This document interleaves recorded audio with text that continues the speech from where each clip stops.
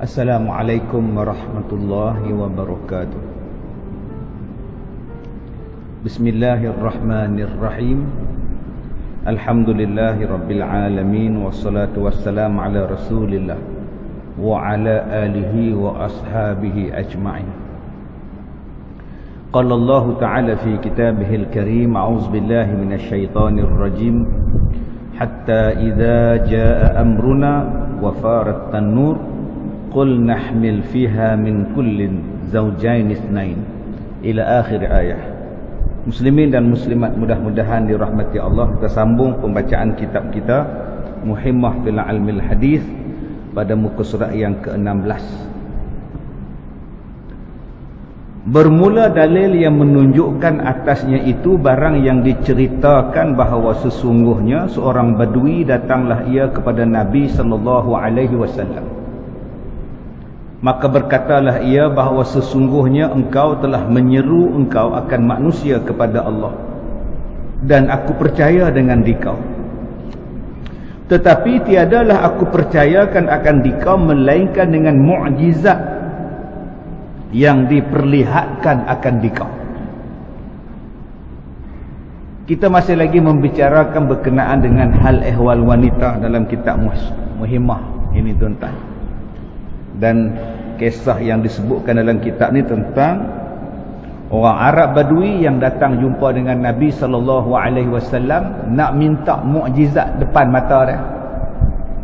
Kalau kau cerita pada aku, tunjuk pada aku satu mukjizat, baru aku percaya yang kau ni adalah Nabi. Subhanallah. Okey, macam-macam lah tuan-tuan. Orang Arab Badui ni jenis lepas, jenis merdah. Depan-depan ramai dia merdah, dalam masjid pun dia kencing. Ni orang Arab Badui punya ni, kisah tuan-tuan pun tahu lah. Dia tak ada belah punya, main tanya direct. Jadi Nabi SAW tanya dekat lelaki-lelaki ni.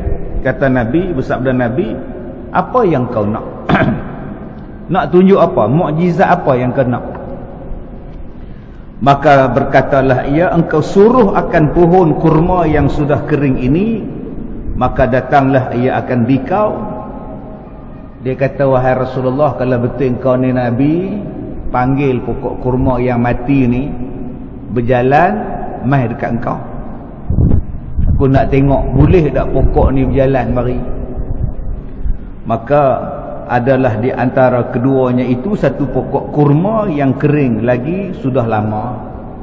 Di antara Nabi dan Arab Badui ni ada pokok kurma yang dah mati dah kering. Maka bersabda Nabi kepada Badui tersebut, pergilah olehmu dan kata olehmu baginya bahawa sesungguhnya Muhammad yang memanggil akan dikau. Nabi kata pada Arab Badui tadi, kau pergi dekat pokok tadi, hei pokok, Muhammad panggil kau. Cakap macam itu. Maka pergilah ia dan berkatalah ia, hai pohon kurma, perkenankan olehmu akan Muhammad bahawa sesungguhnya dia memanggil akan dikau. Dia pergi cakap, dia kata pokok Nabi Muhammad panggil, perkenankan permohonan Nabi Muhammad. Maka bergerak-geraklah pohon kurma itu daripada pihak yang kanannya dan tercabutlah segala akarnya, dan bergerak pula lah sebelah kirinya, maka tercabut pula lah segala akarnya.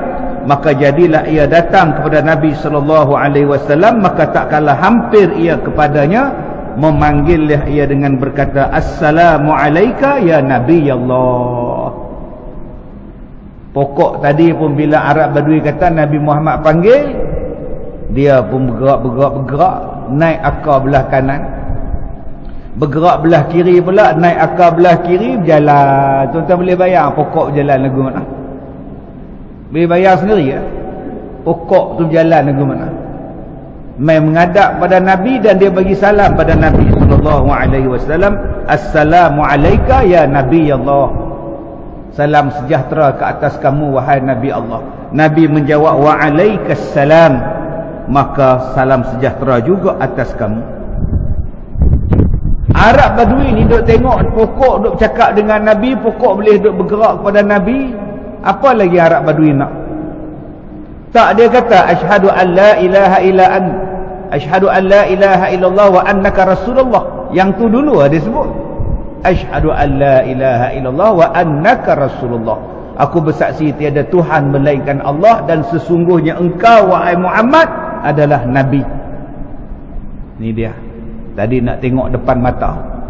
Bila nabi tunjuk depan mata dia tak kata dah ni sihir kot, ni silap mata ni, ni mohong ni, tak dah. Tadi aku nak tengok nabi ni ada tanda tak, ada mukjizat tak. Sekarang depan mata dia, kerah-kerah dia, redah-redah dia tuan-tuan, tapi hati dia lembut. Hati dia lembut, dia percaya. Maka dia bila tengok pokok berjalan, bila tengok pokok cakap, apa dia kata? Dia kata kafah. Kafah ni bukan guru kafah. Kafah. Kafah cukup. Cukuplah, aku tak mau tengok lah. Takut.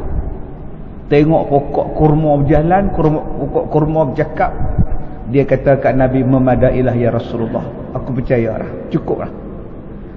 Maka menyuruhlah Nabi SAW pokok kurma tadi kembali, maka kembalilah ia kepada tempatnya. Pokok kurma pun reverse balik, masuk balik pokok dia, diam.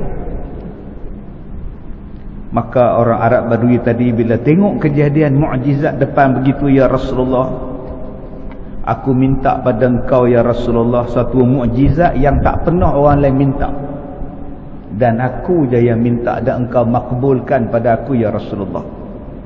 Sekarang ni aku nak minta satu saja lagi permohonan. Apa dia? Aku nak sujud kepada engkau tiap-tiap kali selesai aku sembahyang, aku nak sujud pada engkau pula ya Rasulullah. Ini permohonan aku nombor 2. Lepas habis sembahyang aku nak sujud pada engkau, kata Arab Badui tadi. Apa jawab Nabi SAW? Tidak harus sujud bagi yang lain melainkan hanya kepada Allah. Dan jikalau harus bagi seseorang bahawa sujud ia yang lain daripada Allah Ta'ala, nescaya aku suruh sekalian perempuan bahawa sujud bagi suaminya mereka itu kerana membesarkan hak bagi suami mereka. Kata Nabi, tidak boleh manusia sujud kepada sesama manusia.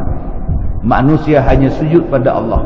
Dan kalaulah boleh manusia sujud sesama manusia, kalau boleh, nescaya aku suruh isteri sujud pada suami mereka kerana membesarkan hak suami.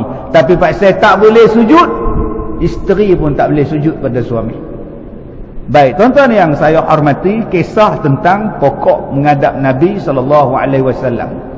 Bila diminta oleh Arab Badui tanda yang Nabi itu adalah Nabi.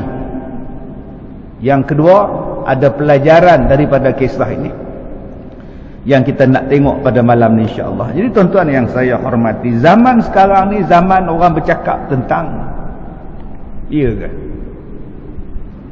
Iya ke? Soalan dia. Iya ke? Contoh, orang nak guna otak, nak guna akal. Dia kata, ustaz, soalan, silakan. Hari kiamat ni terjadi hari apa? Hari Jumaat. Hari lain Nabi kata hari Jumaat. Jadi kalau Jumaat kita negeri lain masih hari Khamis. So macam mana? Kita Jumaat tapi setengah tempat masih lagi Khamis. Macam mana cerita dah? Itu satu soalan. Ustaz, kita Lailatul Qadar malam ke siang? Nama pun Lailatul Qadar. Kalaulah berlaku Lailatul Qadar belah malam di Malaysia ni, masa tu Arab masih siang, maknanya macam mana ustaz? Dah berlaku dah di Lailatul Qadar di sebelah Malaysia, Nuh sebelah sana duk siang lagi, maknanya depa tak jumpa Lailatul Qadar. Ataupun Lailatul Qadar jumpa dekat depa belah malam depa, siang kita tak ada. Tuan-tuan nak jawab apa? Dia kata malam Lailatul Qadar tu sekali ke banyak kali? Kita kata sekali. Habis tu malam tak sama, belah sana siang, belah sini malam, belah sini siang, belah sana malam. Bila masa berlaku Lailatul Qadar ni ustaz? Oh sudah. Tuan-tuan nak jawab apa kalau orang tanya macam tu? Duk Pikir. Dia no. Bahasa halus ya, ngesiat dengan bulu kening duk angkat. Dia no. Ini zaman orang duk fikir. Orang duk fikir, dia guna logik. Dia guna. Dulu kita setakat kita tanya, kalau orang tu makan, dia mati, makan dek boya, malaikat nak suai tak mana? Malaikat muka nakir nak suai tak mana ustaz? Duduk dalam perut boya. Kubur tak ada. Dulu orang setakat tanya yang tu ya. Lah ni tanya dia advance. Ustaz, Dajjal kalau dia mai, dia boleh buat macam-macam. Tu nak panggil apa? Nak panggil mukjizat ke? Nak panggil istidraj ke? Nak panggil sihir ke? Nak panggil ma'unah ke? Nak panggil karamah ke? Dajjal boleh belah kepala orang, boleh cantumkan balik, boleh hidup. Tu nak panggil apa? Allahu Akbar. Yang paling terbaru saya tengok ada satu orang petikai tentang kapal bahtera Nabi Nuh alaihi salam. Bila kita kata Nabi Nuh tu bawa binatang-binatang berpasang-pasangan naik dalam kapal dia. Soalan dia, binatang tu tak mandi ke Ustaz? Soalan nombor 2, binatang tu macam-macam. Rimau tak makan ke binatang lain? Bahtera tu besar mana Ustaz? Zirapah tinggi pun sama kepala dia macam pokok nyok. Besar mana Ustaz? Tak ada ke binatang sama binatang tu bergaduh? Mereka ni makan apa Ustaz? Stok makanan Nabi Nuh bawa lagu mana banyak dia. Macam mana pula yang 80 orang umat Nabi Nuh tu makan apa dalam tu? Stok makanan dia mana ada? Mana ada peti air ke apa-apa nak simpan makanan daripada freezer ke frozen apa benda, tak ada apa. Oi. Macam mana Nabi Nuh bawa binatang Ustaz? Koala duduk di Australia, koala duduk di New Zealand, Australia, binatang koala. Penguin tu duduk dekat Antartika. Bila masa penguin tu datang dekat Arab? Betul ke tak betul cerita ni? Oh sudah tuan-tuan. Ni nama dia guna kepala otak. Dia tanya lebih daripada 30 soalan tentang bahtera Nabi Nuh alaihi salam. Kita jawab satu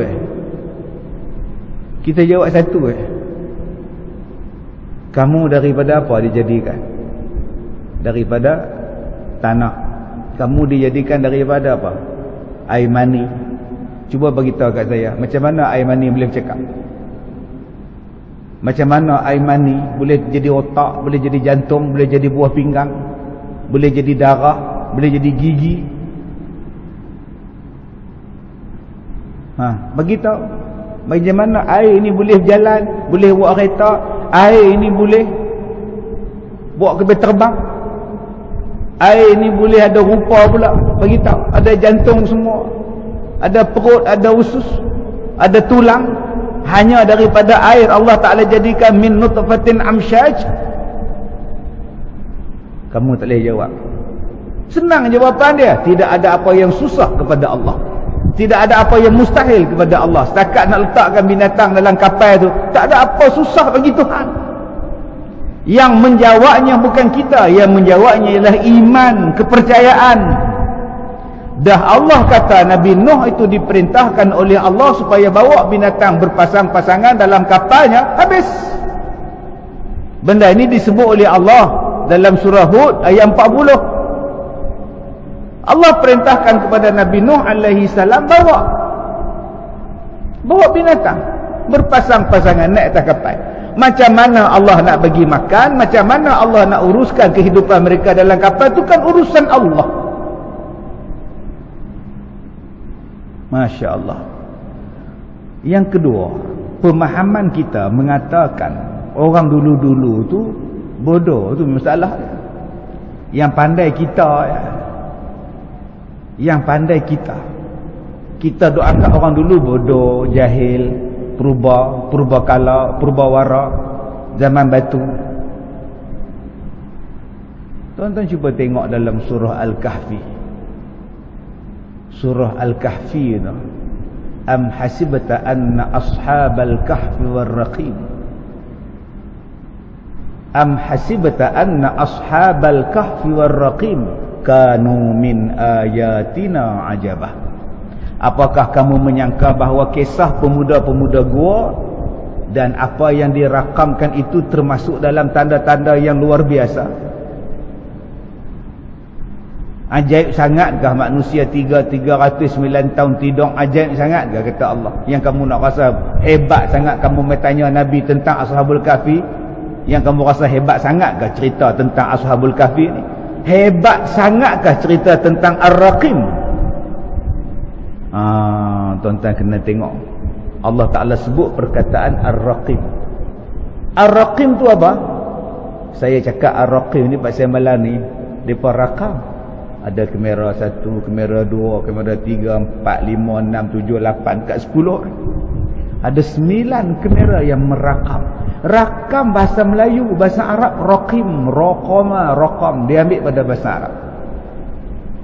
Maknanya perbuatan merakam tu bukan zaman tuan-tuan tu. Zaman Ashabul Kahfi Allah dah cerita dah. Am hasibta anna ashabal kahfi warraqim. Yang mereka duk raqim dekat tulis dekat gua tu, gambar-gambar tu, dah ada rakam. Sebab tu dulu orang cuba nak menghidupkan gambar-gambar yang dilukis di gua, di pintu-pintu gua dalam bentuk bayangan supaya benda tu boleh bergerak. Dah ada dah tuan-tuan benda-benda. Jangan kita menganggap bahawa zaman dulu adalah zaman kebodohan.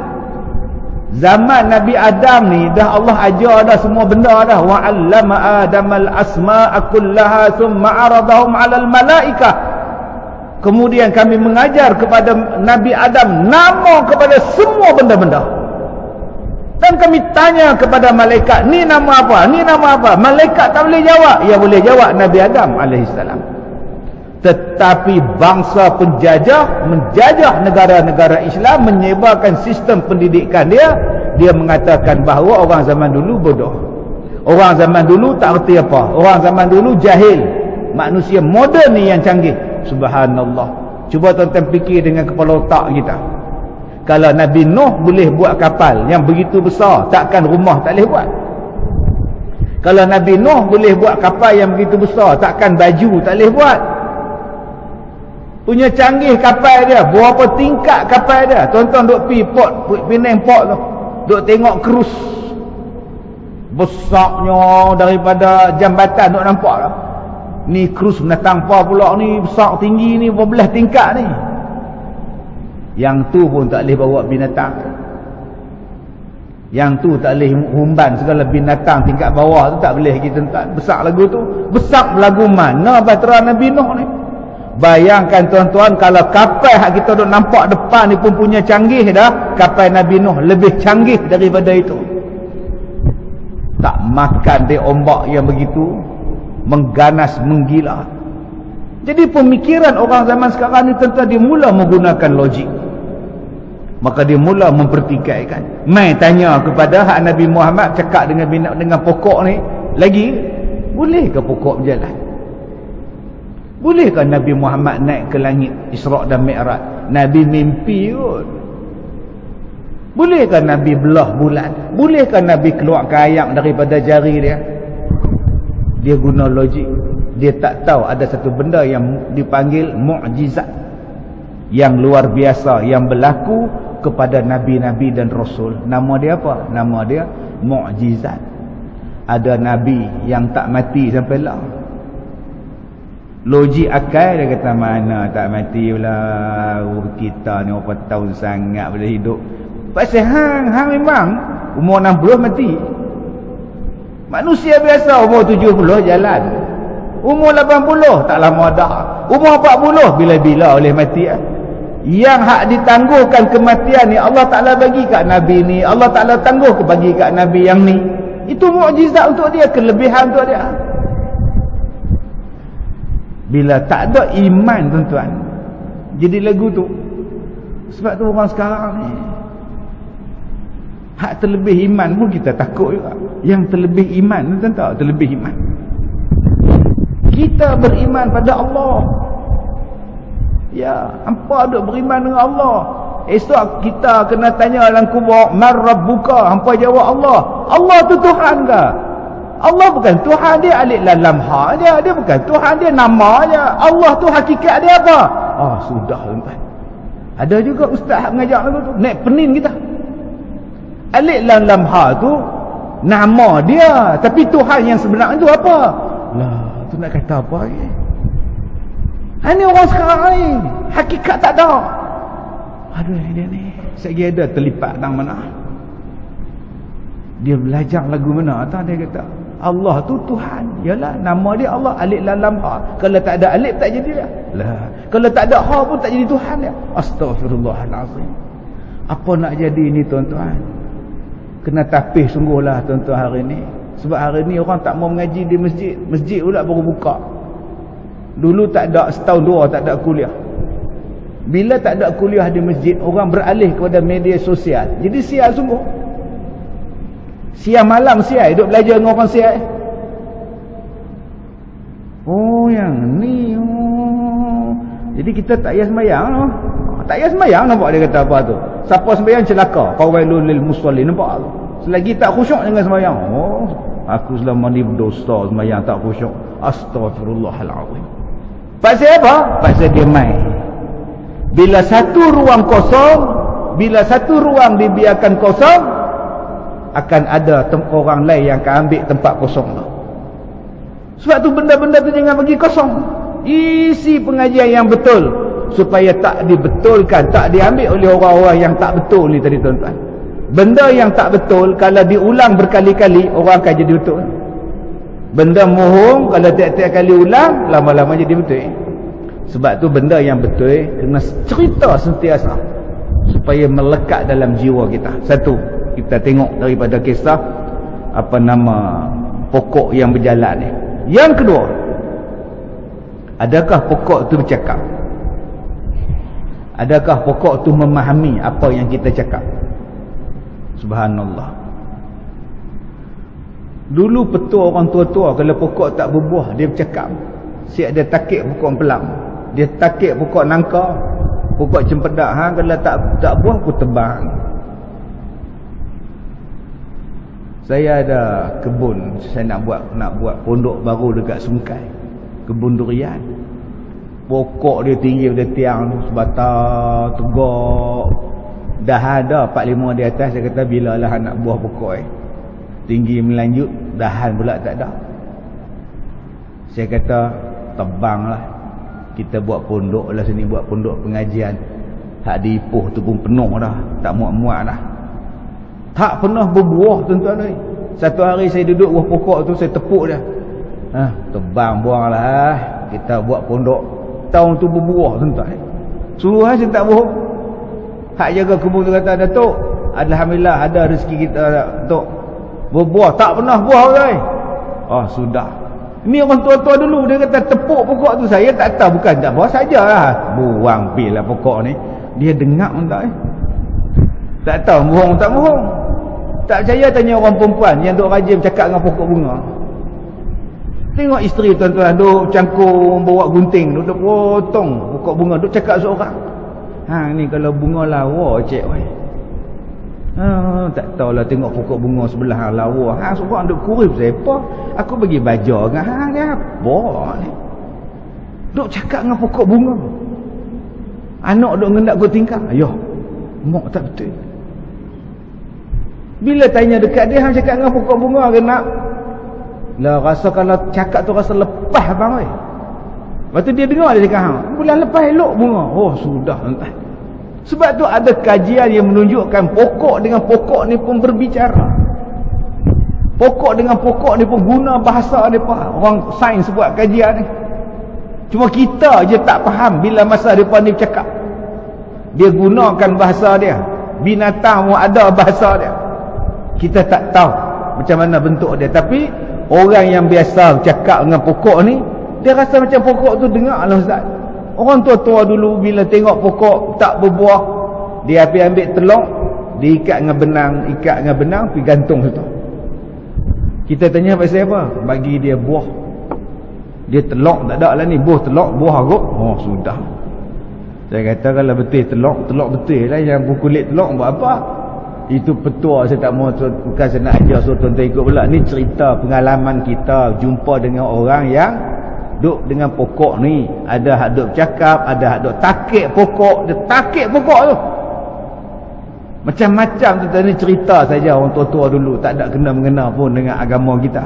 Tapi nak cerita bahawa pokok ni pun memahami bahasa sama-sama mereka. Pokok ni pun ada bahasa dia.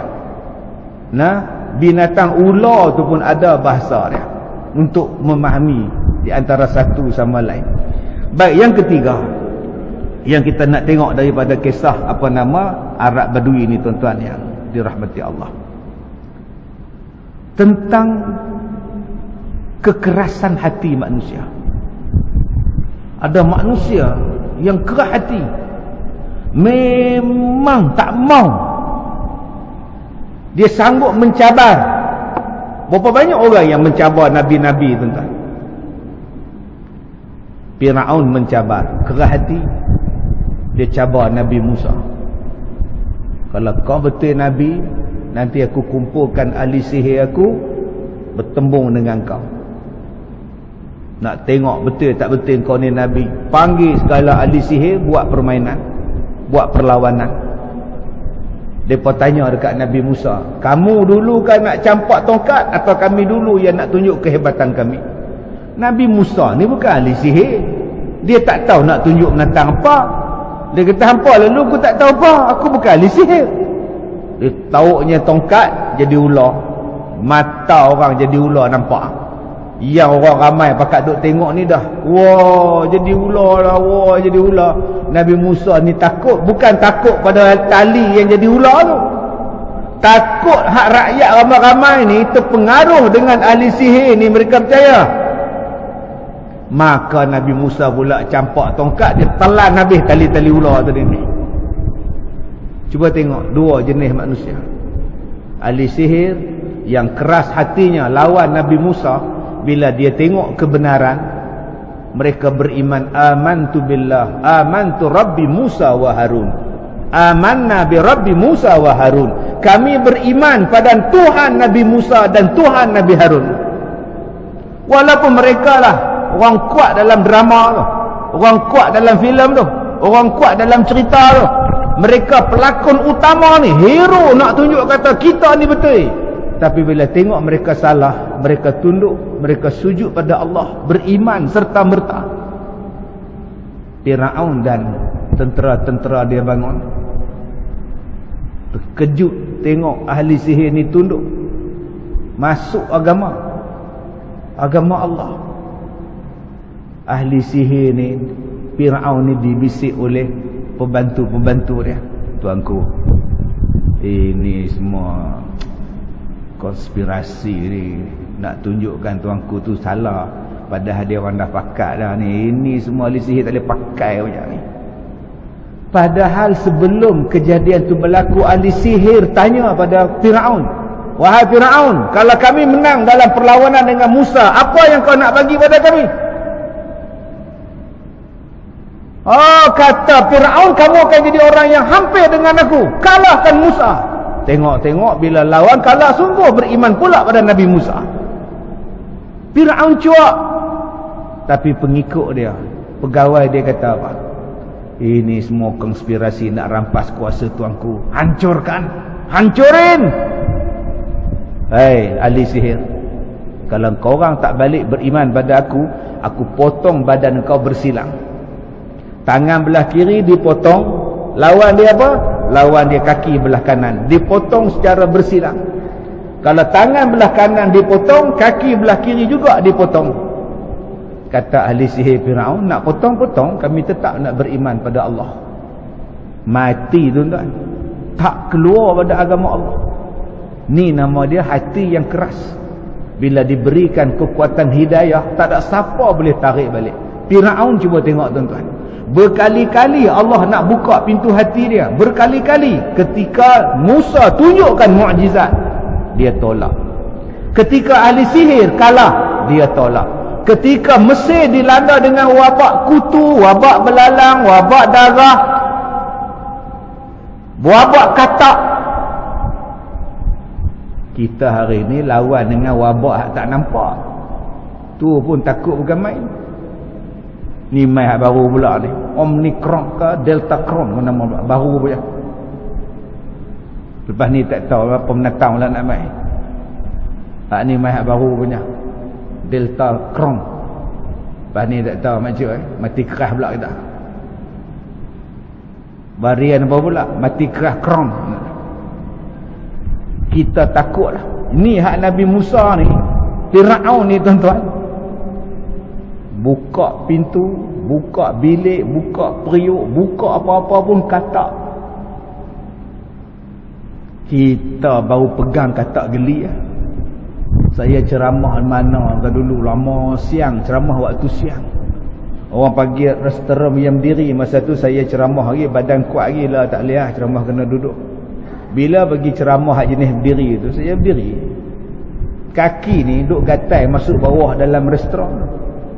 Bila masuk-masuk rasa sejuk berduri je tak ni. Tengok-tengok katak 4-5 ekor lah untuk Allahu Akbar. Naik bulu rumah kita duk pijak dah. Bayangkan tuan-tuan kalau balik rumah, dalam periuk ada katak, atas katil ada katak, bawah katil ada katak, dalam selimut ada katak. Katak serang negara Mesir. Buka ayak pula jadi darah, buka tong saja jadi darah, buka paip air tu darah. Darah menyerang Mesir. Belalang sampai, kutu pun sampai.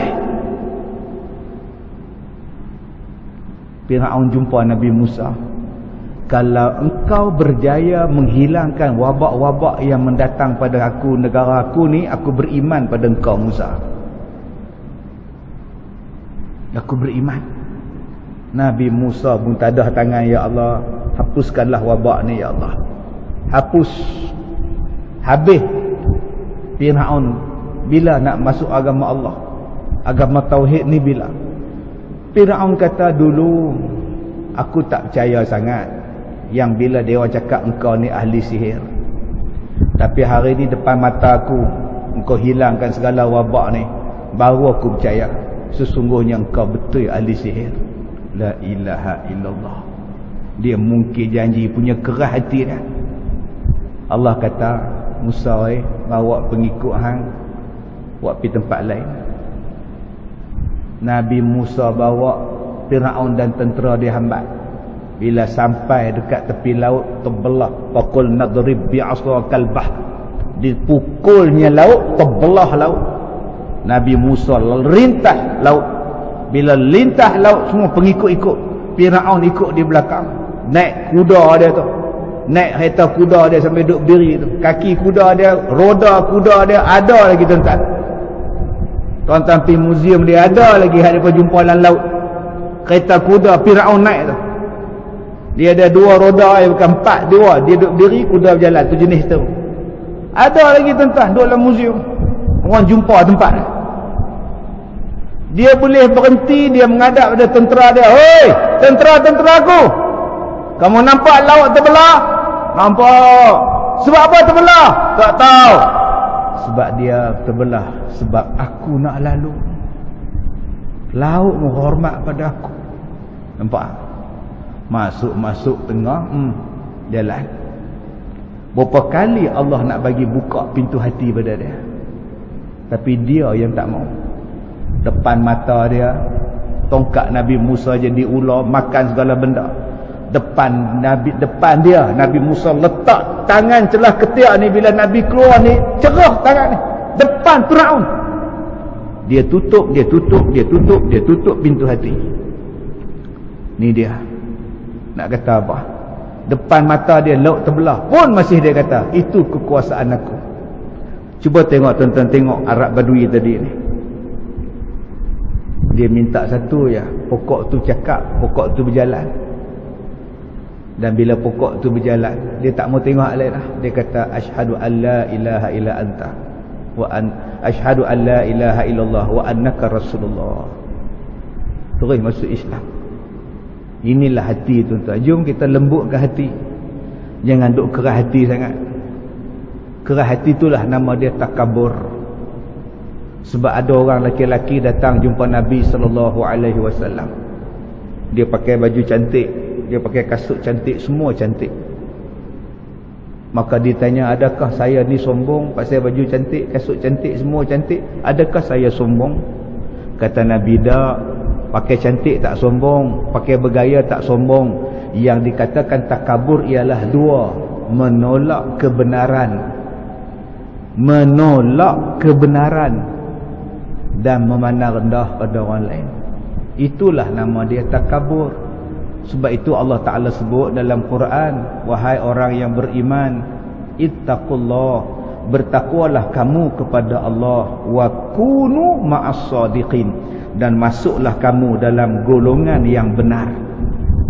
Orang yang tak masuk dalam kumpulan yang benar, itulah tanda-tanda orang tu sombong. Bukan sebab pakai baju cantik, bukan sebab kereta dia besar, bukan setakat rumah dia besar, bukan duit dia banyak tu sombong, bukan sebab rupa parah dia lawa tu sombong. Tak, sombong tu ialah menolak kebenaran, tak mau terima hakikat kebenaran. Dia nak kata juga yang dia tu betul, dia tu betul, yang orang lain semua salah, padahal hakikatnya dia salah. Itulah sombong. Sebab itu dalam Quran Allah Ta'ala sebut dua jenis kesombongan yang Allah tak suka. Innallaha la yuhibbu kulla mukhtalin fakhur. Ada dua jenis sombong yang Allah Ta'ala tak suka. Satu, sombong pada kata-kata, mukhtal. Satu lagi, sombong pada apa? Sombong pada fakhur, pada perbuatan. Ada orang yang sombong pada kata-kata. Kata-kata tu sombong belakang. Dia duduk diam je, dia lumpuh, tapi dia sombong. Belagak. Dia belagak, lumpuh tapi mulut tak lumpuh. Kata-kata dia tu sombong, belagak, tak badangan sakit, duk cerita pasal anak dia, cerita pasal harta dia, cerita pasal kelebihan dia. Ada orang, tuan-tuan, mulut tak bercakap, tapi perbuatan dia jadi sombong. Yang ni yang kita sebut tadi, menolak kebenaran, salah satu yang dikatakan sebagai perbuatan yang dipanggil sebagai sombong. Baik, sikit lagi tuan-tuan kita lihat. Maka mendahulukan Rasulullah sallallahu alaihi wasallam akan segala suami atas segala perempuan, atas tiap-tiap hak, hingga mendahulukan ia atas hak dua mak bapak, seperti barang yang datang ia daripada terghaib pada mereka itu pada hak dua mak bapak dan zaujah, atas barang yang diceritakan oleh Sayyidina Umar bin Al-Khattab radhiyallahu anhu. InsyaAllah kalau ada umur kita akan cerita. Betulkah orang perempuan bila dia menikah dengan suami dia, dia dah lepas tanggungjawab pada mak bapak dia? Betulkah isteri kita ni bila dia kahwin dengan kita, dia tak boleh buat baik dengan mak bapak dia dah? Betulkah isteri ni bila dia kahwin, tanggungjawab dia bila mak bapak serah pada anak jantan, dia tak campur dah? Betulkah lagu tu? Sebab banyak saya duk dengar orang perempuan ni bila dia menikah, dia kena dengan lelaki dia, mak pak dia tak boleh kata apa lah, tu kata hak jantan lah kena bela ni. Betul ke? Orang perempuan bila kahwin terus ikut lelaki dia, tak boleh tengok mak dia, tak boleh jaga bapak dia, tak wajib bagi duit pada mak bapak dia, tak boleh bela mak bapak dia, dan suami dia lebih agung daripada mak bapak dia. Persoalan ni kita akan jawab bulan depan, InsyaAllah. Kalau umur panjang, kalau ada murah rezeki, kalau masjid tak ditutup, doa-doa lah. Pasal banyak sangat cerita ni, cerita yang saya duk dengar ni, cerita orang perempuan bila menikah, maka dia guna tinggal mak bapak dia, tak boleh bela dah, tanggungjawab sepenuhnya pada jantan, pada anak jantan. Betul ke? InsyaAllah kita akan huraikan pada persoalan ini pada kuliah kita yang akan datang. Subhanakallah wa bihamdika asyhadu an la ilaha illa anta wa astaghfiruka wa atubu ilaik. Bismillahirrahmanirrahim. Wal 'asr innal insana lafi khusr illa alladhina amanu wa 'amilus solihat wa tawassaw bil haqq wa tawassaw bis sabr. Sekian, wabillahi taufiq wal hidayah. Assalamualaikum warahmatullahi wabarakatuh.